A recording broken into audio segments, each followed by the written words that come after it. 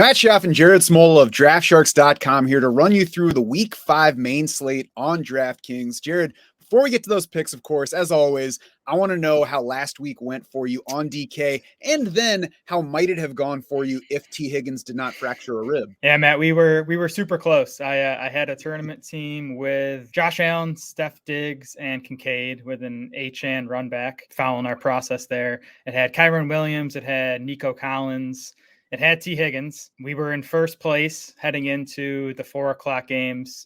Quentin Johnston let us down.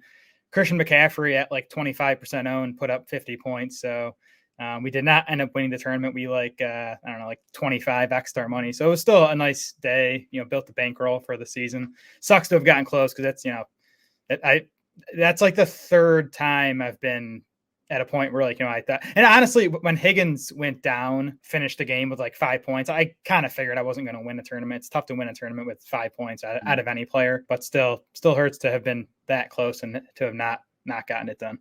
I mean, that's the thing about these, isn't it? You can get close, but there's such a gap between close and all the way there. You just have to have basically everybody hit. And if it's not everybody hitting, then you have to have a couple of guys, more than hit, like do two people's worth of hitting.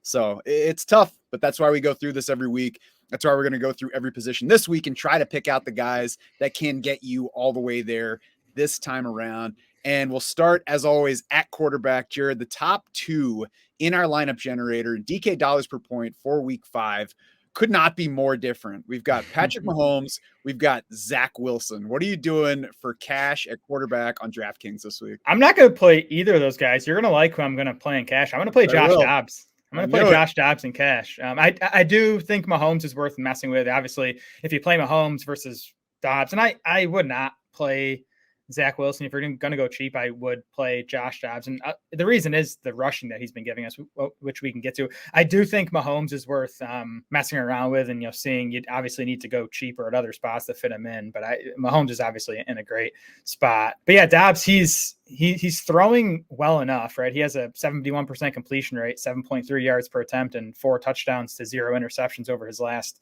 3 games. But it's really the rushing that I think makes him a good cash play at this price. He's 4th among quarterbacks in rushing yards on the season, 5th in carries, tied for 3rd in designed carries. So I think, that makes the rushing easier to count on. And it has a good matchup here this week at home for the Bengals, who are 27th in adjusted fantasy points allowed to quarterbacks.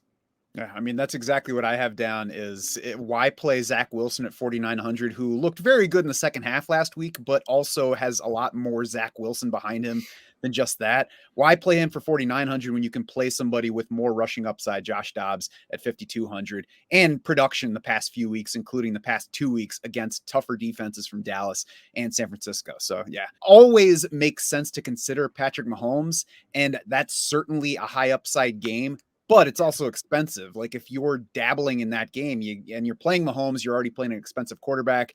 His target is obviously Travis Kelce, who's an expensive tight end. You got Justin Jefferson, basically the can't miss on the other side. So he's as expensive as it gets at wide receiver. So it's just tough to play that game. I think probably not where I would go for cash for that reason, but switching to tourney, like that's where targeting that game, I think makes more sense because then you take a little bit more risk on some higher upside cheap guys. What are you doing for your tournament quarterback?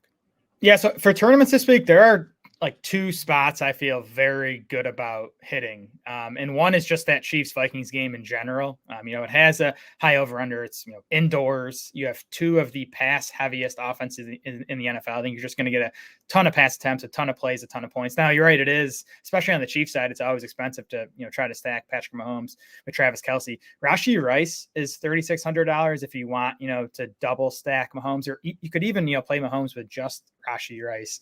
That's a kind of way to save money because Travis Kelce is just so damn expensive. Like he needs to put up 25 plus points to really pay off in tournaments. I think going to the other side of that game with Kirk Cousins is viable. The other spot I feel really good about hitting this week is just the Dolphins offense at home against the Giants. I mean, the Dolphins offense is not invincible. We've seen it be just okay in games against the Bills and Patriots, but we've also seen it absolutely blow up in games against the Chargers and Broncos. And, this matchup against the Giants is, much closer though. So I feel good about the Dolphins scoring 30 plus points on Sunday. I like Tua stacks. And if I, don't play Tua, probably going to have one of the running backs in all my tournament teams. I think having at least one Dolphin in all your tournament teams is a good rule this week. With Travis Kelce and Justin Jefferson soaking up so much of that production from those quarterbacks, what do you think of playing Kelce, playing Jefferson, and then avoiding those expensive quarterbacks and playing somebody like Josh Dobbs, chasing,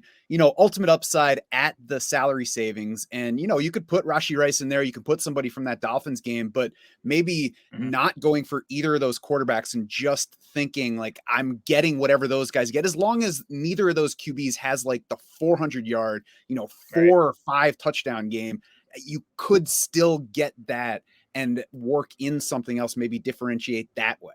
Yeah, definitely viable. I think playing Isaiah Pacheco from the Chiefs side is a way to do that too, if you kind of want to fade the passing game a little bit. I actually do prefer Zach Wilson as the cheap quarterback play. I like Garrett Wilson and Tyler Conklin as stacks with him.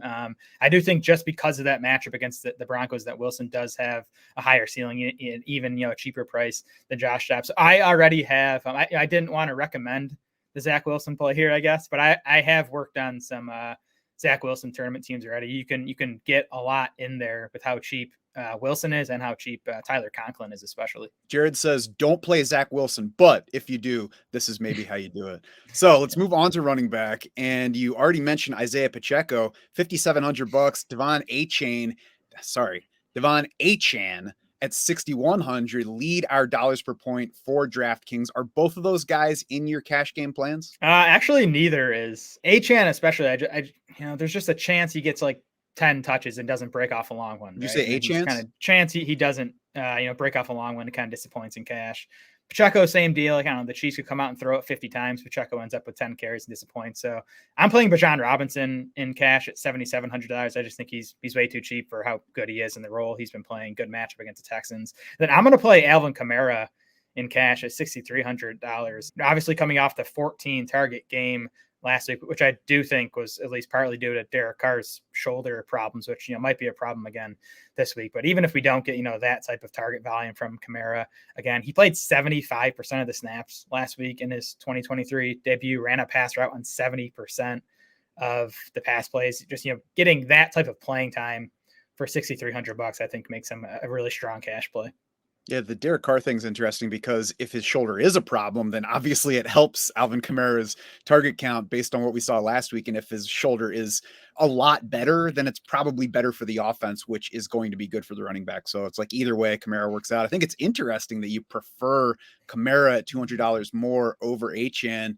You just feel better about the role that Kamara played right away? Yeah, it's floor, which is what I want in cash. I just think I think Kamara is a really good bet just to finish with more touches, right? Like Achane easily has more upside than Kamara, but I think Kamara's floor is higher. Achane also has more projected ownership than Alvin Kamara and just about everybody else at the position. So switching to the tournament side, do you think that makes him a fade there as well? He's a scary fade, but Raheem Mostert is my favorite tournament play at running back this week. I talked about, if I don't play Tua tournament teams, I'm very likely going to have one of these Dolphins running backs in my tournament lineups. And I like Mostert, who is coming in at half the ownership right now of De'Von Achane, 11% for Raheem Mostert. So not like super low, but, I think the gap should not be that big between these two guys who are pretty much priced the same at this point. I mean, Achane had the big week 4, but Mostert went 28.7 DraftKings points in week 2, 45 DraftKings points in week 3. Like, it could easily just, swing back to Mostert's side in this game against the Giants. Yeah, we talk about not overrating those ownership projections, but I think this is a case where it makes sense to pay attention to it because you look at last week and that makes it look like Achane's a much better bet than Raheem Mostert, but that's totally ignoring the first 3 weeks. I mean, week 1, we got no Achane. We got Raheem Mostert leading the backfield, didn't get a whole lot because they threw the ball a whole lot, but he led that backfield, controlled it in that one, then was good in week 2, was good in week 3. So it makes sense to bet on Mostert. They should not be separated by that much projected ownership. So I agree. It makes him the better tournament option. Wide receiver, Jared, Wan'Dale Robinson sits at the top of our dollars per point for DK. So it's primarily because he's got a $3,000 DraftKings salary right now. Maybe that would be a little bit higher if they didn't play Monday night. Not that he did anything special, but he at least did something. Fourth in projected ownership. Now, I can understand the draw of Wan'Dale Robinson as probably the best bet to lead their wide receivers, at least in targets, maybe to lead the Giants outright in targets in a game that we all expect them to lose by quite a few points. But I also wonder if he is kind of fool's gold for DFS. Like cash, he's fine because as long as he hits like, I don't know, 10 PPR points, he's paying off. But I'm not sure that Robinson has tournament upside or cash game safety if you don't need that salary savings. Like even if he leads the Giants in targets, getting 7 targets at his short range game doesn't help you a whole lot. And I don't think he has the ceiling to really, boom and pay off. What do you think? Yeah, so here's where you kind of got to decide, because if you do want to play Mahomes as your cash quarterback, I think, Robinson becomes, not totally necessary, but definitely someone you want to consider. And I do think he's okay for cash at $3,000 because I do think he has, a decent floor in PPR. He's a guy I would like to fade in tournaments. The only thing I would say is if you do want to play a Tua stack with both Hill and Waddle, that's super expensive and you need a cheap piece to go with that. And I think Robinson does in that case, make sense as the cheap run back. So I might consider him in tournaments, even though I don't love him at the ownership. Cash wide receivers for me. So if you play Josh Dobbs, you can get Bijan Robinson and one of the top 2 wide receivers, either Justin Jefferson or Tyreek Hill. That's basically why I'm playing Josh Dobbs just as my cash quarterback, so I can get Jefferson or Hill, who are obviously, both in excellent spots. The other wide receiver I really like for cash is Marquise Brown. Going back to the Cardinals passing game, Brown has 27 targets on a 29% target share over the last 3 games. And we saw him do this last year without DeAndre Hopkins. Brown had a 24% target share in, I believe it was 8 games without DeAndre Hopkins last season. So he's just a good target bet for the price tag. And again, it's a good matchup here. The Bengals are 26th in adjusted fantasy points allowed to wide receivers. Yeah, it's been nice to see Marquise Brown kind of quietly deliver. Like he hasn't done anything big. Maybe he's even a buy in season-long fantasy at this point, ahead of Kyler Murray getting back. Switching to the tournament side, I want to look back at that Giants-Dolphins game because, I can certainly understand the case for Robinson in the varied formats and even as the cheap run back in a Tua tournament lineup. But I also want to point out that Paris Campbell at 3,300 has been the guy with Robinson the past 2 weeks in that targets per route category. He's headed for 1% ownership versus, like I said, Wan'Dale Robinson projected 4th among wideouts. So, just thinking of the level where either way, it's a cheap guy. Either way, you're hoping that he finds the end zone and otherwise the ceiling is limited. I might take a shot on Paris Campbell if I'm deciding in that range and that $300 in salary doesn't matter. Campbell's still been getting targets, as you said, the last 2 weeks. His routes are way down to 39% in week 3 and then 33% in week 4. He's basically been the guy losing routes to Wan'Dale Robinson. The guy I would actually love to get as the run back on my Tua teams is actually Darius Slayton, who is still leading the Giants in pass routes. He is their big play guy, but he's $4,100. That's a huge difference from Wan'Dale at 3,000. So I do think it's worth at least messing with Slayton in some of your Tua teams. I like Tank Dell as my favorite tournament play at wide receiver. Kind of that's kind of the theme of the week for me. Like with Mostert, is going back to these guys who it was the other guy on the team who had the big game last week, right? It was Nico Collins who blew up for the Texans last week, but the previous 2 weeks it was Tank Dell who outscored Nico Collins, who out targeted Nico Collins. I still think this is going to be a 1A 1B situation where it's just going to be switching back and forth each week between which Texans wide receiver goes off. So, Tank Dell's still at $4,800. I think his ownership will probably be lower than what we're going to see from Nico. So I think Tank Dell makes a good tournament play. Yeah, it might not even be 1A, 1B. It might just be tied for 1 going forward. I think that's a solid bet on those guys. And Darius Slayton, my one concern with him is, can Daniel Jones stay upright long enough to actually find him on those targets downfield? Yeah. Over to tight end, we have 5 guys in the 3K salary range at the top of our DK dollars per point rankings in the lineup generator. Jared, is it one of those guys that you're trusting in your cash lineup at tight end? Yeah, it is. I always like going as cheap as possible at tight end. I'm going to play Tyler Conklin in cash. He's $3,200. He has 17 targets over the last 3 weeks, a 16.7% target share. And of course, Denver, is bad against every position. They're 29th in tight end coverage, DVOA, and they are dead last in adjusted fantasy points allowed to tight ends. All I heard there was that you trust Zach Wilson tight end in your cash lineup. What about tourney side? Are you going cheap there or playing something else? I think this is the week to go to Dallas Goedert. He's down to $4,200, and he's going to have low ownership because he's been disappointing so far.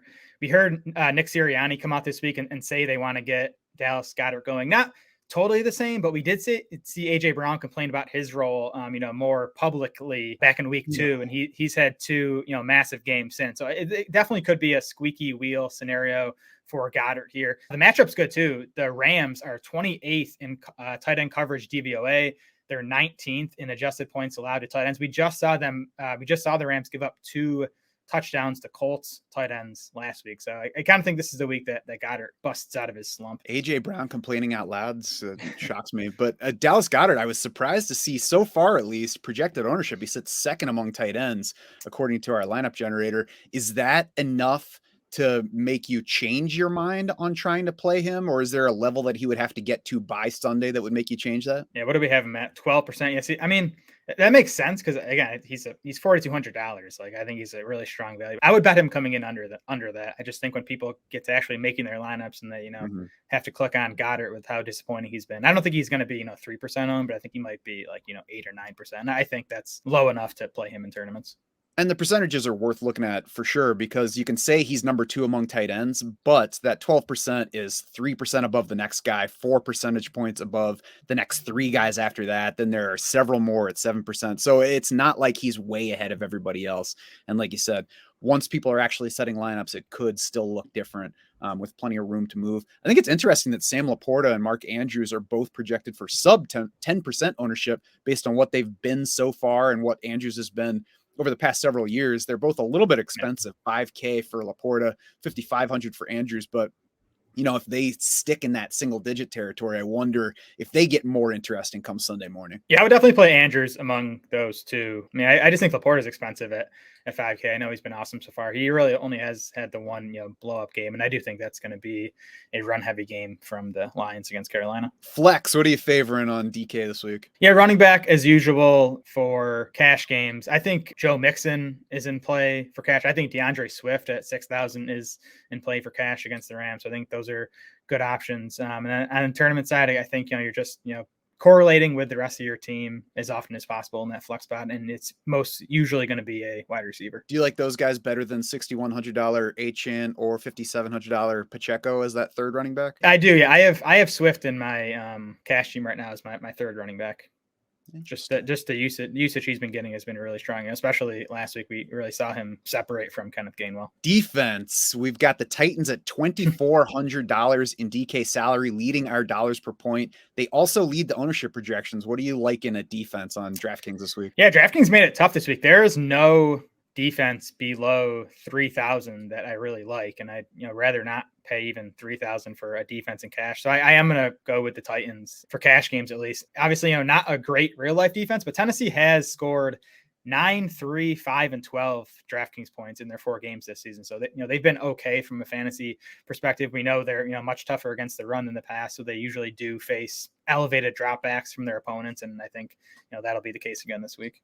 And it's easier to take the chalkier defense when it's priced that low because, you're saving that salary. You can differentiate elsewhere. And if they don't work out, it doesn't matter. That's why you pay down for that cheap a defense. Exactly. If you're ready to play week 5 on DraftKings, start your play by visiting draftsharks.com. There you will find all of our DFS tools, the lineup generator, as well as Jared's cash game and tournament articles for DraftKings. If you want to know every time we put out new content like this, subscribe, rate, review. We appreciate you listening, and we want to help you win this week.